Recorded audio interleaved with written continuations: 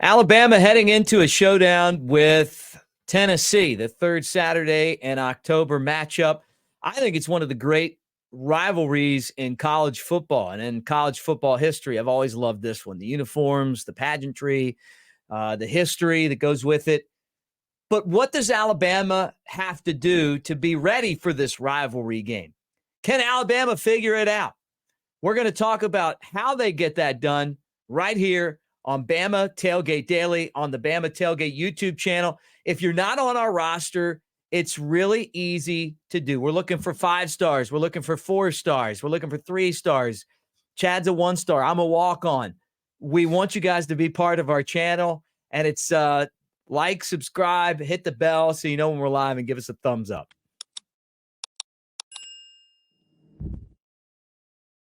All of the above, baby. All right, here we go, Chad. We talked about the Arkansas game, and I think everyone's still kind of feeling a little bit uncomfortable with the way that Alabama played halfway through the third quarter and the fact that they had to hold on to win. But it's a lesson because you feel like you lost, you didn't lose, and now I think the team's really focused going into this game against Tennessee. We had the, Texas A&M eyeballing Nick Saban, talking all that smack with Anais and what he had to say. And now you get past that one, and now you're taking on Tennessee. I don't know if I'm making excuses for this Alabama team, but what do they need to do to be ready for the Tennessee Vols?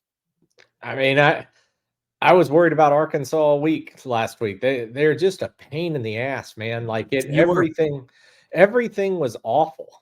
Just setting it up. And Alabama, everybody was ready to write them off after South Florida. And for good reason. And then they come back and they have the second half against Ole Miss, and everybody's like, wait a minute, that Alabama team is dangerous. Then Mississippi State, Bama rolls all over them. Texas A&M dominated the game, not the scoreboard. And I think everybody just kind of got into this, all right, Bama's like kind of back because this team's now kind of found their groove, their identity. And it was just a terrible situation. Morning kickoff, week before Tennessee, coming off a huge road victory against A&M. And it was a terrible spot. And I think fans are just overreacting. The way everybody overreacted after A&M and the way is now the opposite, but a same fashion where everybody's overreacting after Arkansas. They can't be the best team in the country one week talking about going 11-1 and then be a 7-5 team the very next week just because of how they played 2 games. But there's no mystery here as to what Alabama has to do. To me, it all starts with the offensive line. I mean, the general vague assessment is consistency, but it really goes back to the offensive line for me. I mean, you can't run the ball against Texas A&M. Granted, they have a good front, but then you can't protect ever because Milroe's on his ass half the time. Right. He's been sacked, 6 times and 5 against Arkansas, I believe it was. Some games they run block, some they don't. Some games they, will find a few sections of the contest where they protect and then Milroe hits the deep ball. But it's just inconsistency, and games are won and lost, Mick, at the line of scrimmage. If you don't believe that, look at what Georgia has done the last couple of years. Look what Alabama used to do under Nick Saban when they were rolling every single year, winning. I know they had great quarterbacks and athletes and whatnot, but they still had offensive lines that were fantastic and defensive lines that could get home. And this year we're seeing it from the defensive side, but we're not seeing it from the offensive side. So for me, it's the trenches, because if you don't protect Jalen Milroe, you're never going to find a breakout receiver. And if you don't protect the line of scrimmage, you're never going to have a breakout running back that Jace McClellan, Roydell Williams, Jam Miller, and Justice Haynes could all be. But until you win the trenches and get more consistent there, then that's what this team's going to be every week. You're going to sweat it out, and it's going to be, a 3 to 10 point type ball game. Alabama playing Tennessee for the 106th time. Bama 59-38-8 And you got to remember, they won 15 out of the last 16. So it was a pretty tight rivalry. And again, the Saban factor comes into play. Bama 32-17-7 against Tennessee in Tuscaloosa. This is one of those games where, and I think you nailed it. I don't even need to add anything to it. Games are won and lost at the line of scrimmage. So I totally agree with you. It comes down to Alabama's ability to block for Jalen Milroe, who I think is hurt. I think he's playing injured right now, whether it's a separated or an injured shoulder or a hamstring that's not right. Something just isn't 100% with this guy, but he has been an absolute warrior for Alabama. He's still getting the job done. He's still hanging in there, taking the hits. I put 70% of it on the offensive line. I put 20% of it on Milroe. See a guy coming, throw it away, right?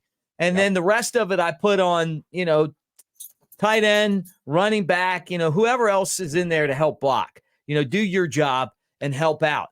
But the bottom line is the guy is getting hit a ton. He's hanging in there, and when they take the deep shots, great things happen for this team. But they haven't put it together yet. They're going to win or lose this at the line of scrimmage. And I know they're a 10-9 and change point favorite. Tennessee's got one of the top defenses in the SEC. This is a different Tennessee than we saw last year. And I know I kept talking about them spreading Alabama out and trying to throw the ball. That's what we saw last year with Hendon Hooker. And I think that's what Josh Heupel would like to do with Joe Milton. The problem is Joe Milton just hasn't been able to connect on a lot of those deep passes. And so they've been running it with Wright and Smalls, and whoever else they put in there seems to run the ball. They had over 100 yards in just the first half in that game against Texas A&M. So Alabama couldn't run on the Aggies. They did. Now, it was at Neyland Stadium, and I'm going to tell you, Neyland Stadium, when it's rocking, is as loud as any football stadium in the world, So that's a tough place to go play. Alabama will be at home on Saturday. The offensive line is a big part of this.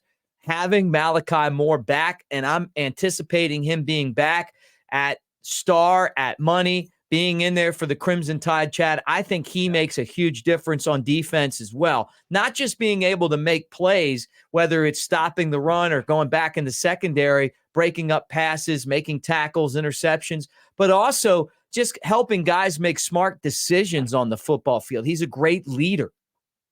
Yeah, I thought last year, what was really frustrating to me last year was watching how Alabama defended Hendon Hooker and Jalen Wyatt and Josh Heupel's offense. And then watching, I think Jeff Lebby was the offensive coordinator for Tennessee last year. Maybe he was at Ole Miss, but he's now at Oklahoma. Yeah. My bad on that. So, but if you look at Josh Heupel and what he's done and what he does, last year was the perfect storm. He had the right quarterback. He had the right scheme, the wide receiver, an NFL caliber wide receiver with Hyatt. And Tennessee jumped on Alabama. But what was so frustrating was watching Alabama and that defense and how they played. And this was under Pete Golding. It was so soft. It was off the ball. You hate some Pete Golding. I give that guy hell. Speaking of Ole Miss, wonder how he's doing. So, they're 5-1. They're 5-1 now. They are. They actually are, but they still give up points. But you go back and look at that game, and Alabama just played soft, zone, off the ball. They weren't physical. You go 2 weeks later, a week later, whatever it was, I think it was 2 weeks later, Tennessee goes to Georgia, right? And Georgia and Tennessee are playing. Tennessee's the number one team in the country. And that's the college football playoff rankings. And Tennessee comes in, and everybody's expecting this crazy good offense and all the points they're going to put up and everything they're going to do. And you know what Georgia did? Smacked them in the mouth. They just punched them right between the two gopher teeth. I mean, just right smack in the middle. And they lit them up. And they were so physical. And they played so hard, so aggressive, tight press, man coverage, got after Hendon Hooker. I think Tennessee scored 10 in that game. It wasn't many, 10-17, somewhere in there. It was a low-scoring game for Tennessee. I expect that from Alabama for two reasons. One, you got Kevin Steele. Actually, let's go 3 reasons. 2, Kevin Steele, Tennessee got grad. He's going to want to win this one. He is. And then you've got experience now in the secondary. Terrion Arnold was a freshman last year. Malachi Moore is the leader in that secondary. He's going to be back. Caleb Downs has been absolutely fantastic. Jalen Key is getting after it out in space. So I expect Bama to put a lot more pressure on Joe Milton and make him make the perfect throws and really come after him and leave guys a little more on islands and just say, hey, we're going to win this game by being physical and just in your face. So I really expect that on Saturday. Part of also just what happened last year, Josh Heupel's offense, you can't sit back and let them come to you. You have to go attack them to stop them. Yeah, but this is a different offense this year for Tennessee. I mean, they've won games grinding it out. They beat Texas A&M playing like old school football. I mean, like just running the ball. They had a punt return for a touchdown. They have issues just like Alabama, but they also have talent a lot like Alabama. We haven't quite figured out who Alabama is. I think we want to believe that we know who they are, but it doesn't feel like they're quite where we want them to be yet. I think Tennessee's in that same kind of in that same stretch, but I just don't trust their offense. I mean, Tennessee, and I know their defense is better, but they're playing a quarterback who lost his starting job. You know, people forget that sometimes. Like he lost his job. The Clemson game was a one-off. The Orange Bowl for Joe Milton, that's been proven to be a complete one-off. So I think forcing him to make mistakes is going to be key, and I think he will. I don't see him being very effective on the road. So Alabama against the Vols. We're going to keep covering this all week. I feel like Alabama is focused because of the fact that things didn't go their way on Saturday. And Chad, something else I want to quickly dip into, with the new top 25 comes out. We talked about this post-game show on Saturday. Alabama, again, getting jumped by teams, not getting a whole lot of love. We talked about style points. They're still at number 11 in the AP. The writers hate Alabama. The coaches are giving them a little bit of love. They're kind of cruising up. They're up to number 9 there. But yeah, these are the type of games that Alabama's got to start coming out of their shell, not just winning, but dominating to be able to make up some ground in this poll. But look at any team ahead of Alabama today and go, who should not be ahead of Alabama? Like, to me, they're not, the writers don't hate them just because there's not a discrepancy. I was more upset about USC being in the top 10 than anything because I knew those guys were frauds and Notre Dame exposed them Saturday night. So I just look at it. I don't think there's anything that's unfair about it. I mean, Oregon lost, but they played Washington down to a missed field goal at the very end on the road. Washington's obviously good. All right, well, maybe it's that they don't dislike Alabama, but at the same time, at some point, you got to make a move.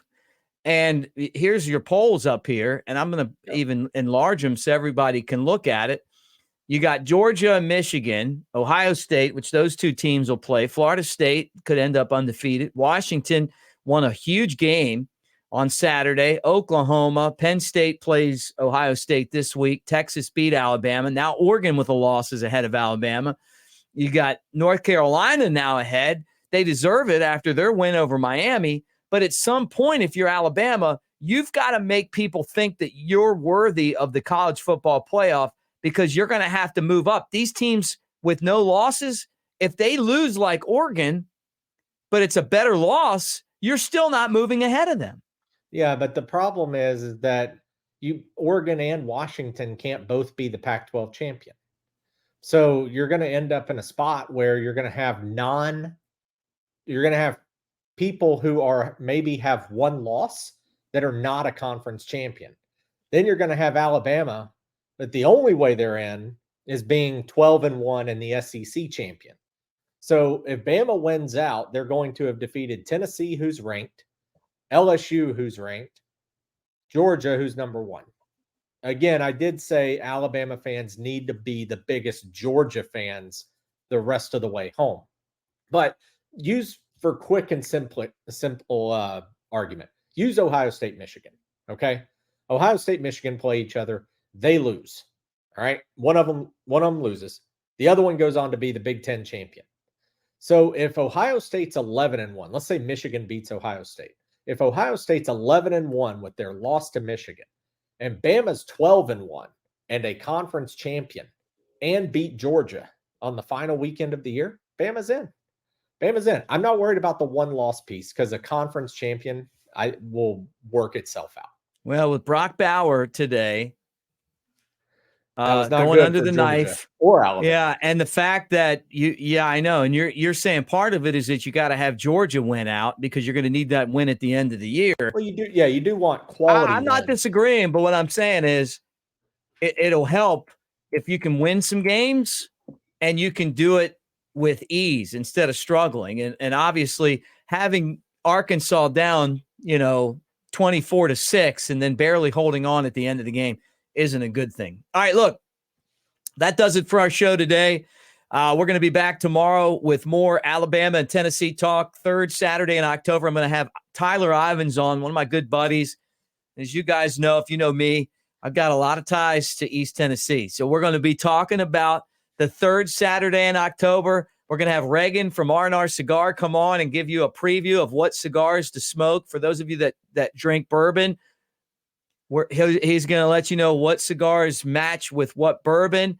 And we're going to talk more Alabama and Tennessee. Thanks for being here. If you're not already part of what we're doing, we're looking for some 5-star recruits, some 4-stars. Give us some walk-ons. This is the Bama Tailgate channel on YouTube. Roll Tide, everybody.